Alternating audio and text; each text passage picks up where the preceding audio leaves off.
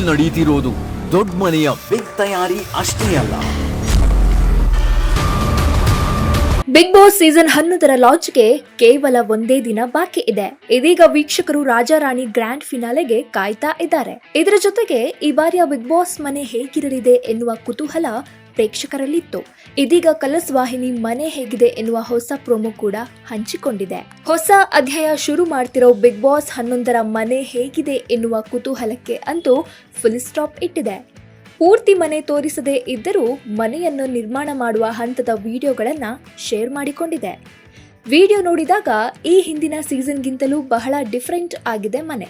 ಅದರಲ್ಲೂ ಕಲರ್ ಹಾಗೆ ಅಲ್ಲಲ್ಲಿ ಮನೆಯಲ್ಲಿ ಬಳಸಲಾದ ಫೋಟೋ ಫ್ರೇಮ್, ಮನೆಗೆ ಬಳಸಲಾದ ಕಲರ್ಫುಲ್ ಲೈಟ್ಸ್ಗಳು ಪ್ರಮುಖ ಹೈಲೈಟ್ ಆಗಿದೆ. ಫುಲ್ ರೆಡಿಯಾಗಿರೋ ಮನೆಯ ವಿಡಿಯೋವನ್ನ ಶೇರ್ ಮಾಡಿ ಎಂದು ಫ್ಯಾನ್ಸ್ ಕಾಮೆಂಟ್ ಮಾಡ್ತಿದ್ದಾರೆ. ಮನೆ ತುಂಬಾನೇ ಸಖತ್ತಾಗಿದೆ.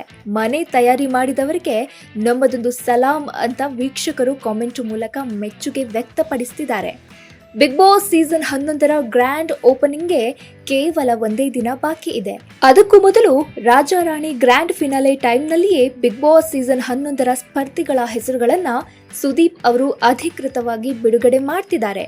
ಪ್ರೀಮಿಯರ್ ಸಂಚಿಕೆ ನಾಳೆ ಅಂದ್ರೆ ಸೆಪ್ಟೆಂಬರ್ 29 ಸಂಜೆ 6 ಗಂಟೆಯಿಂದ ಪ್ರಸಾರವಾಗಲಿದೆ.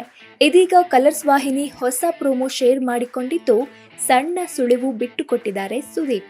ಹೊಸ ಪ್ರೋಮೋದಲ್ಲಿ ಸುದೀಪ್ ಅವರು ಇನ್ನೊಂದು ಅಪ್ಡೇಟ್ ನೀಡಿದ್ದಾರೆ. ಮನೆಯೊಳಗೆ ಹೋಗುವ ಸ್ಪರ್ಧಿಗಳ ಹೆಸರನ್ನು ನಾವು ಹೇಳ್ತೀವಿ.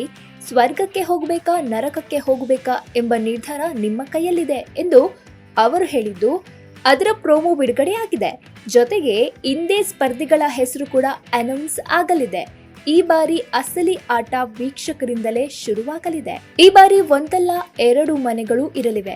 ಒಂದು ಸ್ವರ್ಗ, ಇನ್ನೊಂದು ನರಕ. ಸ್ಪರ್ಧಿಗಳು ಯಾರೆಲ್ಲ ಎಂಬುದನ್ನ ಸುದೀಪ್ ಅವರು ಹೇಳಿದ್ರೆ, ವೀಕ್ಷಕರು ಯಾರೆಲ್ಲ ನರಕ ಹಾಗೆ ಸ್ವರ್ಗಕ್ಕೆ ಹೋಗಬೇಕು ಎನ್ನುವುದನ್ನ ಡಿಸೈಡ್ ಮಾಡಿ ಹೇಳಬೇಕು.